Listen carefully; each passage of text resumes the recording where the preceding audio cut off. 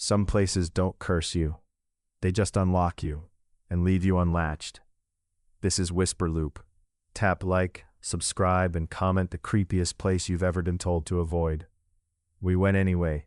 It was supposed to be a joke, a late-night drive, cheap snacks, and a location pin passed around like contraband. People say if you go there, you become sensitive, my friend Jin said, laughing.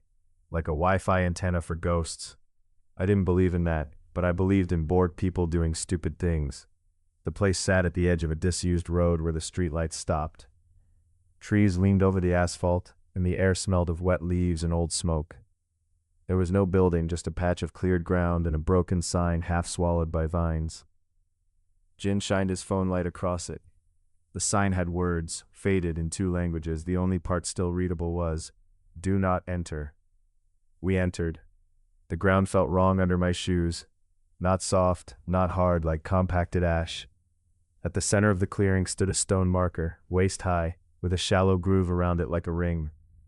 Our friend May tried to be funny. "So what's the ritual? Do we clap 3 times? Jin, still joking, clapped once. The sound didn't echo. It died immediately, swallowed. We all went quiet, then I noticed something. The insects had stopped. No crickets, no distant night birds. The forest held its breath. A pressure settled behind my eyes, like a migraine deciding whether to arrive. May whispered, "Guys, I feel weird." Jin swallowed his laughter. "Okay, maybe we leave." I should have agreed, but my body did something else.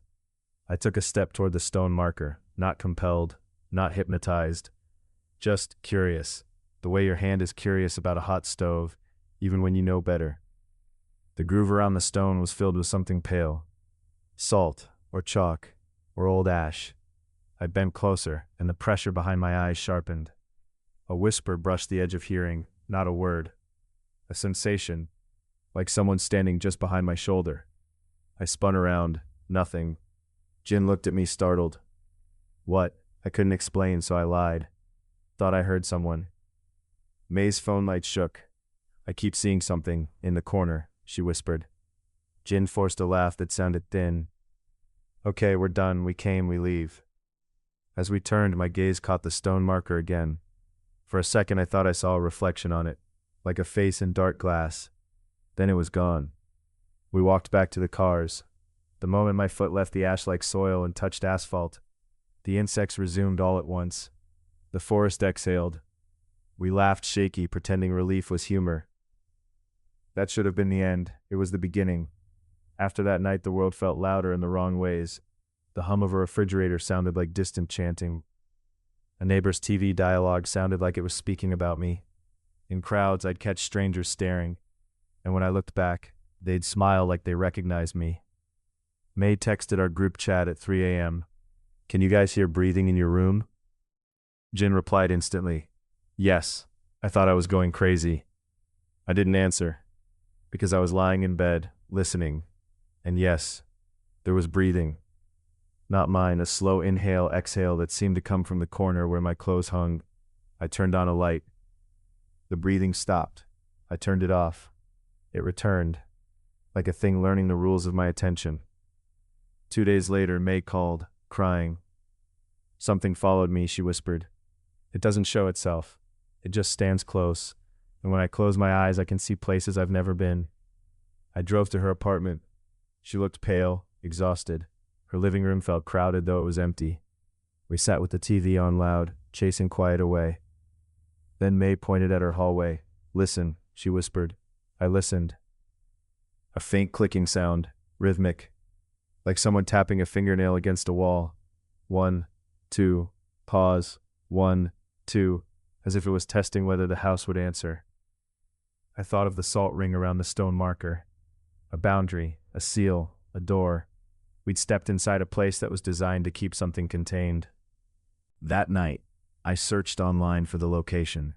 Buried in an old forum thread, I found a comment that made my stomach drop. "It doesn't make you sensitive," the commenter wrote. "It makes you open. And once you're open, things can pass through you like your air." Another line below. "To close, you must return and finish the ring, but don't go alone." I wanted to ignore it, but May's eyes, hollow with fear, made ignoring feel like cruelty. So we went back, me, May, and Jin, before dawn, when the sky was still dark enough to hide consequences. We brought salt, not because we understood, because we needed an action that felt like a promise. At the clearing, the air was colder than before. The stone marker stood waiting. The groove around it looked disturbed, as if someone had dragged a finger through the ring. Our ring. Jin's voice shook. We're just going to pour salt and leave. May nodded, tears in her eyes. We poured together, completing the circle. The moment the ring closed, the pressure behind my eyes eased. The forest insects resumed. A faint wind moved through the clearing, not angry, relieved. And behind us, something that had been standing close all week seemed to step back. Not gone, just no longer inside our skin. We didn't speak until we were back on lit roads. After that, my nights improved. Not perfectly, but the breathing stopped. May stopped seeing unfamiliar places. Jin stopped flinching at silence. Still, sometimes when I pass a dark roadside and see a place that looks too quiet, I feel an itch in my chest, like a door wanting to open. If you ever feel that itch, don't feed it. And if you ever go somewhere that makes the world go silent, don't treat it like a dare. Treat it like a lock. Because some places are not haunted, they're sealed. Like, subscribe, and stay with Whisper Loop.